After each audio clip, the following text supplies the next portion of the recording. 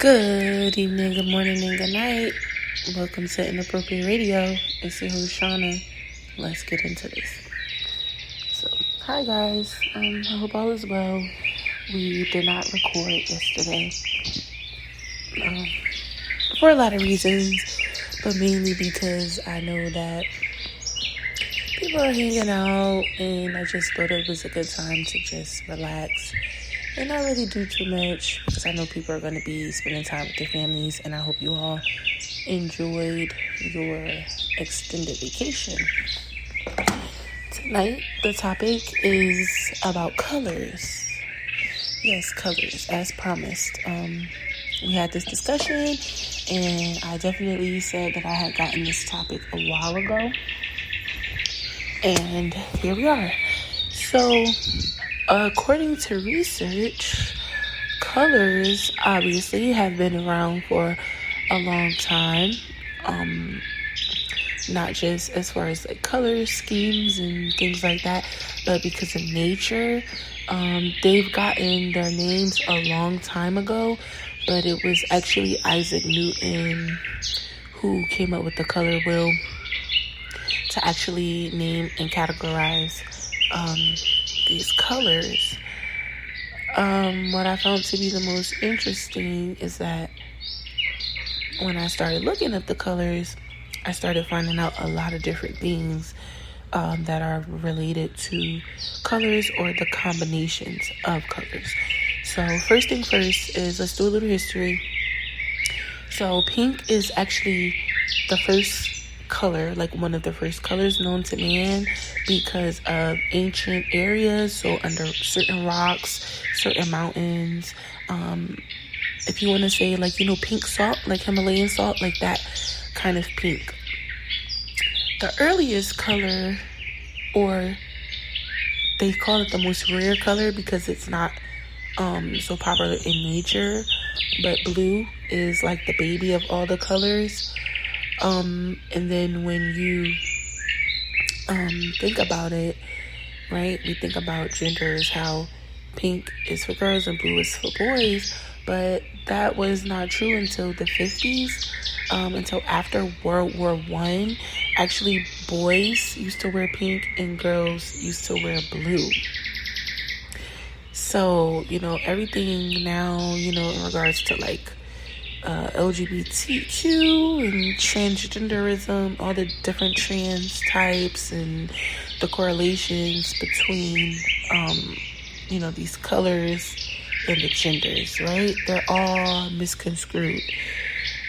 Originally, because of the references and the associations with those colors. Blue was actually seen as a dainty color. So, as I started doing research, I just started coming across a lot of different things. I found out today that that black and white were actually not colors. They were considered shades, and gray was considered like intermediate, like between, it's neutral, like it's in between black and white. So black, white, and gray are actually not even colors, right? And what was even more interesting, all of this information is easily found. You can go on Google and look up this stuff. So I'm not really saying anything that anyone has never heard before, right? I thought that was really, really interesting. So as I started doing my research, and then I looked up the color wheel, there are 12 colors on the wheel, which is, here we go with that number 12 again on the wheel. And I started to think about the zodiac, and then I started to think about, just how everything comes from Earth, because all of these colors were found in Earth way before we were able to come up with a color wheel and have a name for them and all of these different things, right? And by the way, those names were named by different people, and then Isaac Newton put the color wheel together, right? So the history of colors is a combination of different stories and different cultures, right? Because obviously we won't find pink rocks and mountains everywhere, right? It's going to be based on certain geographic locations. So as I started studying the wheel, it has these 12 colors on it. It made me think about the horoscope wheel, and then it made me think about the rainbow. First of all, let me just say that there are 12 types. There are literally 12 types of rainbows.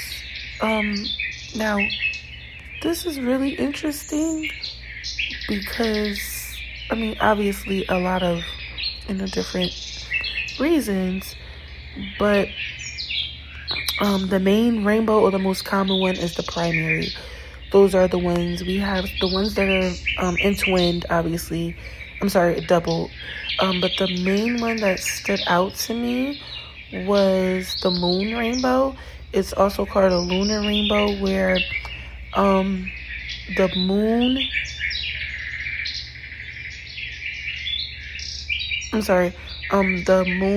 moonlight is not as bright as the Earth's light, and it causes colors to be emitted off of what's in the air. Now, this also took me to the sun. Now, before we move on to the sun, when you start to look at those different types of rainbows, it gives you a different aspect of how things go on in the atmosphere that may or may not be seen by, the naked eye or the human eye.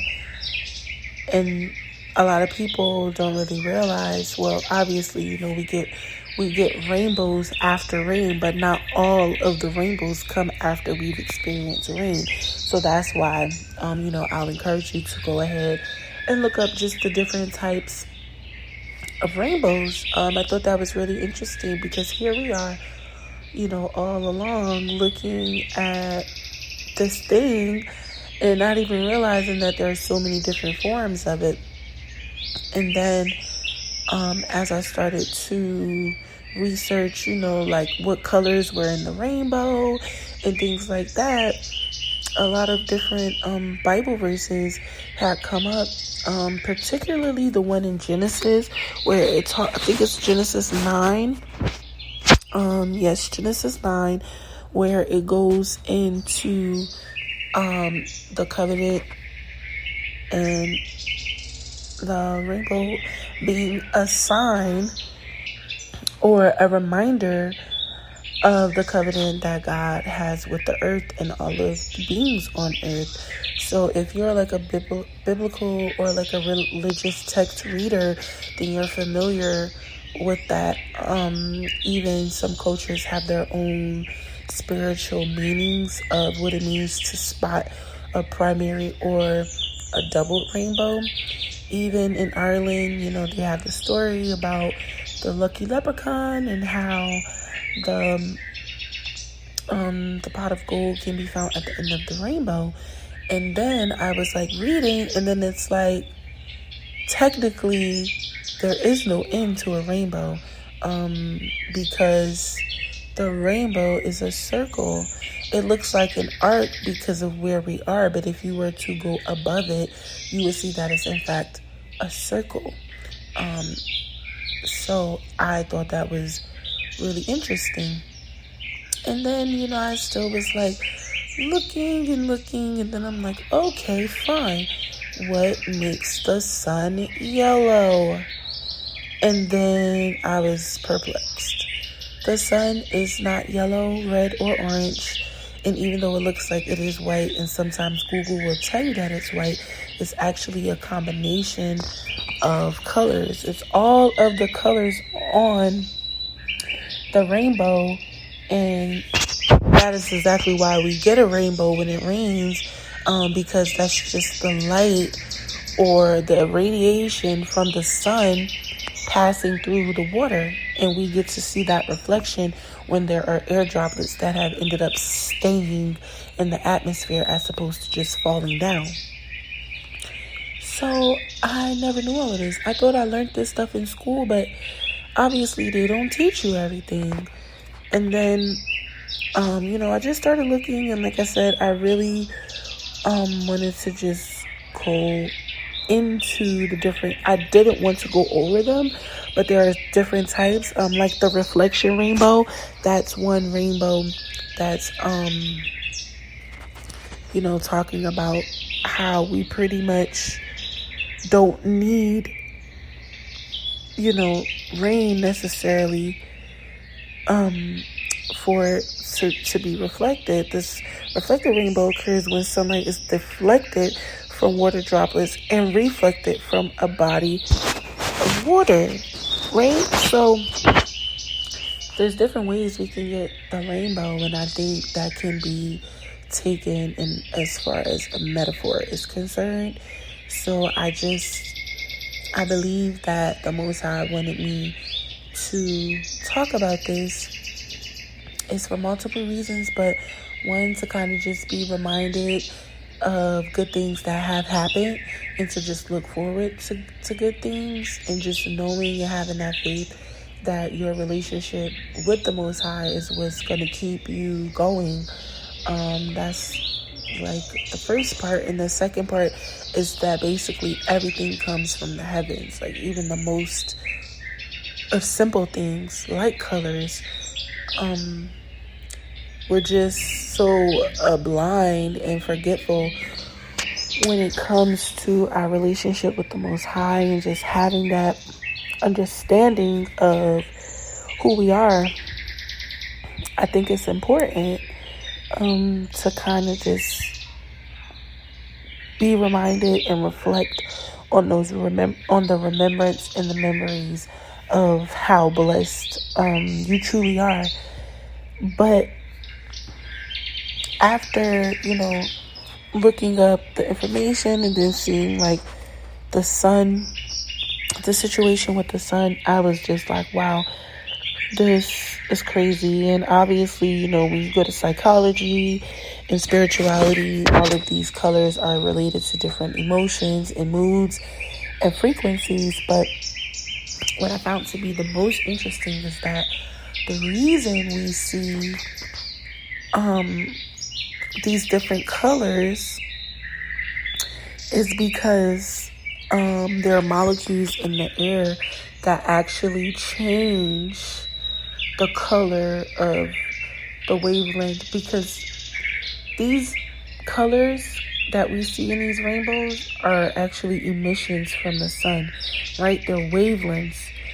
And what's happening is all of the colors are being spewed at us, but we get to see yellow, orange, or red because the wavelength is longer. The blue and the purple, it's a shorter wavelength, so it doesn't make it to Earth, past a particular threshold for us to be able to see it with our naked eye. So, yeah, I thought that was really interesting, but I just wanted to make sure when we talked about this, I mentioned the sun and the rainbow, because that's two of probably, I would say, two of some of the most creative, distinctive creations of the Most High that we get to see. There are rare types of rainbows, but this wasn't particularly a segment about rainbows, so I didn't want to go too much into that and run over. I just wanted to touch on it because the topic was about colors, and it made it easier to make the connection between the spirit world and here. So yeah, I'm gonna stop this. That's the end of the segment. I hope you guys enjoyed your weekend. I hope all is well. Hope you had a good day. Hope you continue to enjoy your day. And before I go, I talked about a topic about shape-shifting, and the Most High had redirected me to that topic. He wanted me to go back into it because I said something and I was not clear. So I have to go back into that, and I'll make it a part 2. But yeah, other than that, I hope you guys have a good evening. stay blessed. Drink your water, eat your fruit, your vegetables, and sip your tea because it's free. All right. Peace.